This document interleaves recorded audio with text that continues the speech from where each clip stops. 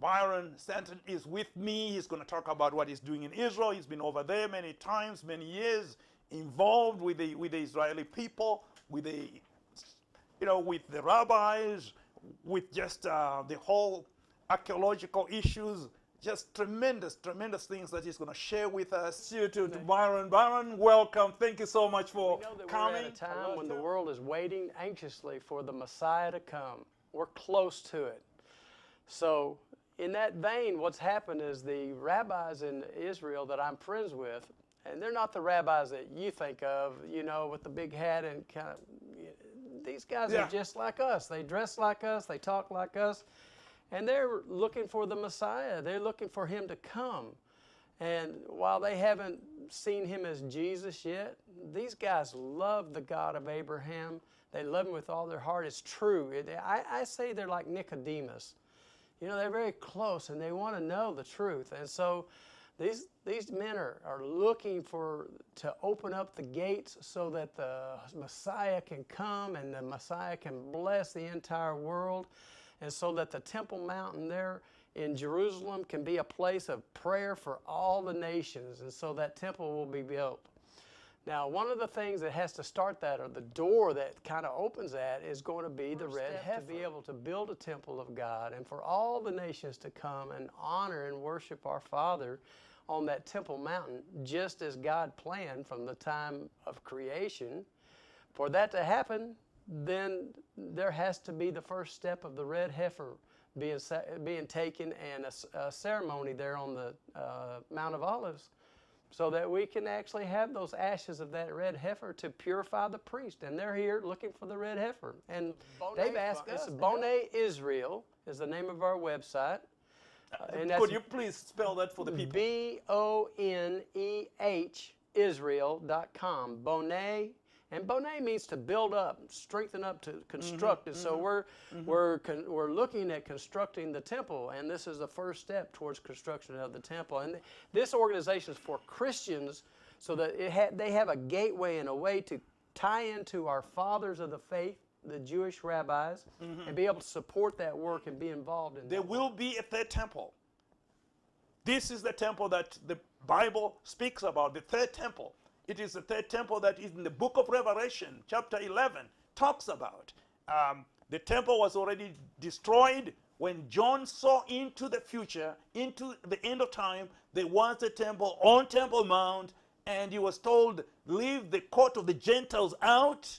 It's given to the Gentiles, so the temple will be built next to the Dome of the Rock on Temple Mount, and the Dome of the Rock will not be destroyed. And this is the temple, not of the Jewish people, because the Bible says the temple of God. This is not for Israel. This is for all the nations of the world, because his house shall be a house of prayer for all nations. But Jesus isn't going to be kicked out of the temple on the mountain. This is his mountain. And these things are built so that he can be honored there. That's the truth. And we can go there too. It's all right. And it's asked from Israel regarding the vision. What is happening? How can we in Texas be involved? So, Anan, I want you to greet the people and tell them why the temple, why now should we as Christians from among the nations be involved with the Jewish people in building the temple. Okay, so first of all, thank you very much, and thank you for hosting us here. We're living in special times. You don't have to look so far to see this, but today already the nation of Israel has come back after 2,000 years to the state of Israel. The Hebrew language is now spoken in the land of Israel, and all around the nations are coming together, and we're in special times. We feel the magic, or we feel the presence of God as we speak. And we're in redemption time. We're in the opening of the Messiah. We're just at that moment. And the question is, are we going to sit back and watch? Or are we going to actually take part and participate inside and play on the field? And I could tell you a little bit of what's happening now, actually, is... Please tell us why you believe this is the time, because it's been 70 years. Why now? What is happening in the country that kind of shows everybody that it's time to now focus on the temple?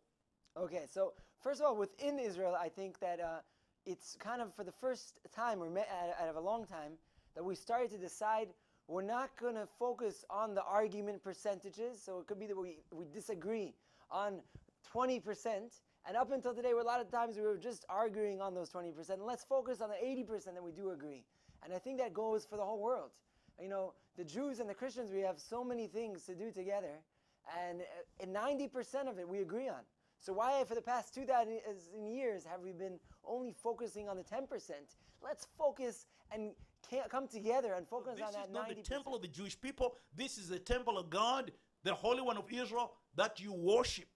That is why we as Christians must be involved, must stand together with Israel, must build this temple together, because it's the temple of God, and it is the one thing that must take place before Jesus comes back. That's why we are part of a prophetic fulfillment, and I'm encouraging you to really pray, because this is the last thing that will happen before the Messiah comes. We are in the days of the coming of the Messiah, and the temple must be built together in the building of the third temple. God bless you. We want to hear from you. Thank you.